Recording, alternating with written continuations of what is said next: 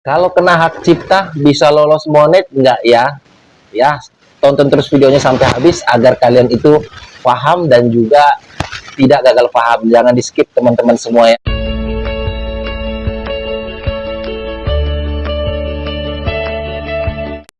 Halo, assalamualaikum warahmatullahi wabarakatuh. Jumpa lagi bersama saya di channel kesayangan kita semua, Faiz Tutorial YouTube. Apa kabar saudara-saudara semua? Apakah kalian sehat-sehat selalu? Saya doakan semoga kalian selalu dalam lindungan Allah Subhanahu wa taala, dilimpahkan rezekinya dan selalu diberi nikmat sehat. Amin amin ya robbal alamin. Baik, di video kali ini saya pengen membahas tentang video yang terkena klaim hak cipta apakah bisa lolos monetisasi atau tidak ya. Ini sebetulnya pertanyaan dari beberapa subscriber di channel ini ya. Namun sebelum saya melanjut ke pembahasannya lebih detail, alangkah baiknya buat teman-teman yang mungkin baru saja menemukan channel ini atau baru saja bergabung dengan channel ini, pastikan kalian sudah support saya dengan cara subscribe channel ini dan juga mengaktifkan tombol loncengnya agar kalian itu tidak ketinggalan ketika saya mengupload video-video terbaru di channel ini ya seputar YouTube ya teman-teman. Nah, sebetulnya sebelum saya menjawab bisa atau tidak bisanya lolos monetisasi YouTube ketika video kita itu terkena klaim hak cipta, jadi saya di sini akan menjelaskan dulu apa sih itu klaim hak cipta dan apa saja dasar-dasar hukumnya tentang klaim hak cipta ya. Jadi jangan di skip videonya biar kalian itu paham dan juga tidak gagal paham teman-temanku semua. Jadi banyak sekali yang bertanya ya, sebetulnya kalau kena hak cipta bisa monetisasi YouTube nggak sih? Seperti itu kurang lebihnya. Bisa lolos monetisasi nggak sih Bang? Kalau misalkan video kita itu terkena klaim hak cipta. Jadi di sini saya akan jelaskan klaim hak cipta itu apa ya teman-teman.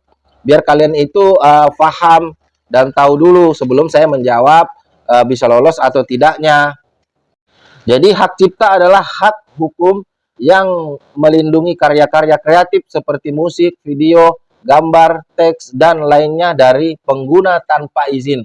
Jadi semua yang kita upload di sosial media kita itu di platform YouTube itu terlindungi oleh hak cipta.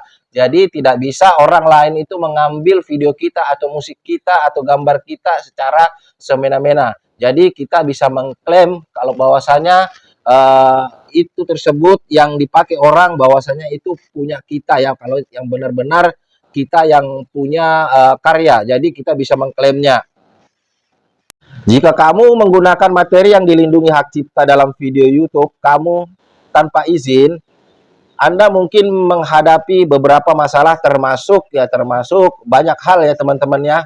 Kalian juga bisa cek di nanti di apa namanya aturannya ya.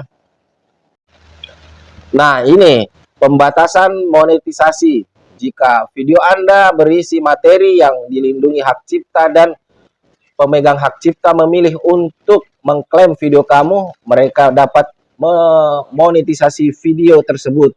Ini berarti kamu mungkin tidak akan mendapatkan pendapatan dari iklan yang ditampilkan pada video tersebut. Sebaliknya pemegang hak cipta atau sebaliknya ya, pemegang hak cipta atau pemilik asli karya tersebut akan menerima pendapatan dari iklan tersebut. Jadi kalian itu percuma teman-teman mengupload video-video kalau memang itu video orang lain. Jadi yang akan dapat royaltinya atau pendapatannya itu pastinya yang pemilik video aslinya ya.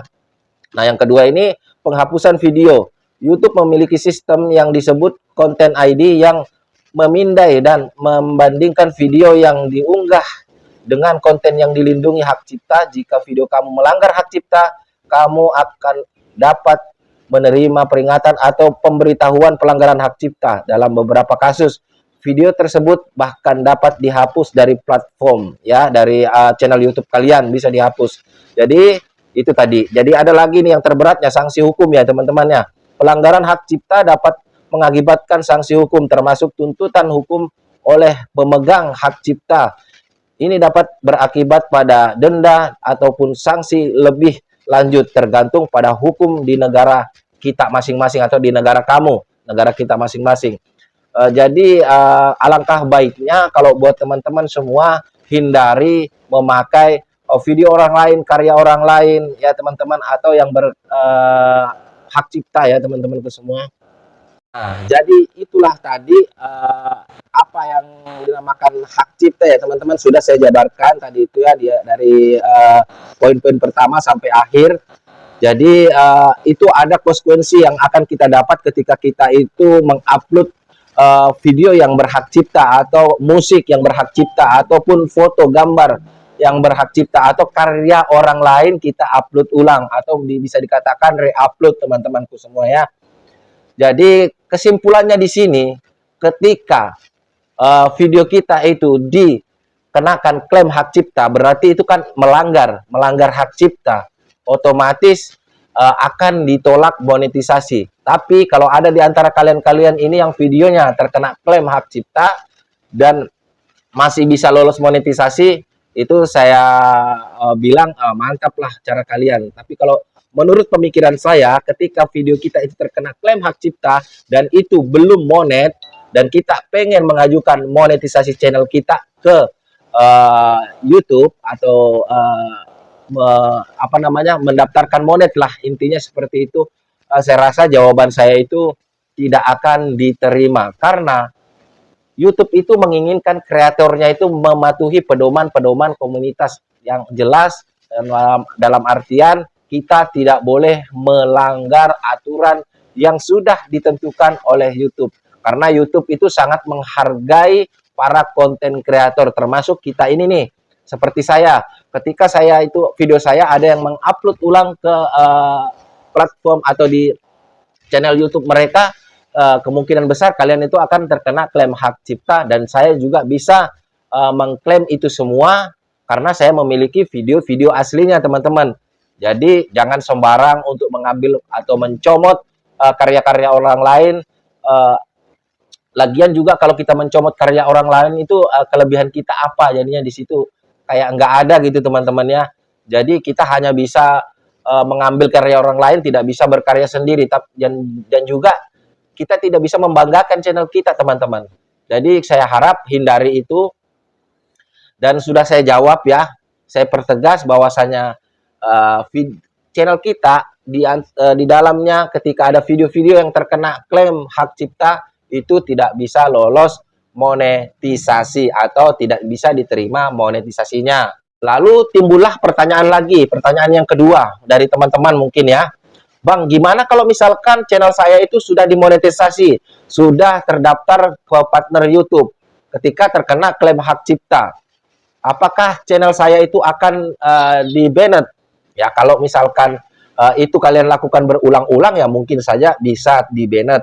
Cuman harapan saya ketika channel kalian itu video kalian ya, ini khususnya yang sudah monet ya, yang sudah monet channelnya, kalau video kalian itu terkena klaim hak cipta, kalian cek dulu di mana terkena klaim hak ciptanya. Ketika kalian merasa memang kalian itu bukan kalian yang pemilik video aslinya itu, saya harapkan segera dihapus aja teman-teman.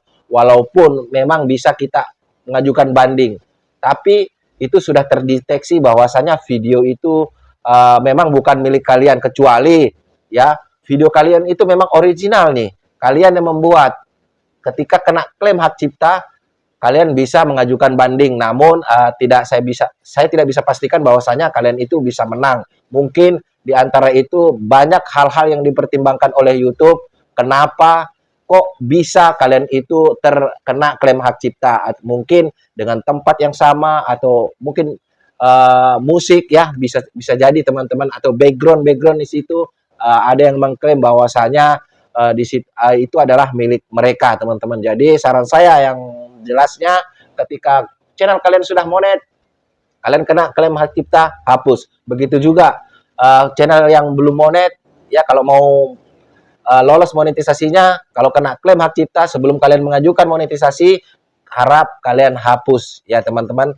Semoga video ini menjawab dan juga bermanfaat. Silahkan share ke seluruh sosial media yang kalian punya ketika kalian merasakan manfaat daripada video saya ya. Saya akhiri, wassalamualaikum warahmatullahi wabarakatuh. Salam hormat saya, Faiz Tutorial YouTube. Sampai jumpa di video-video berikutnya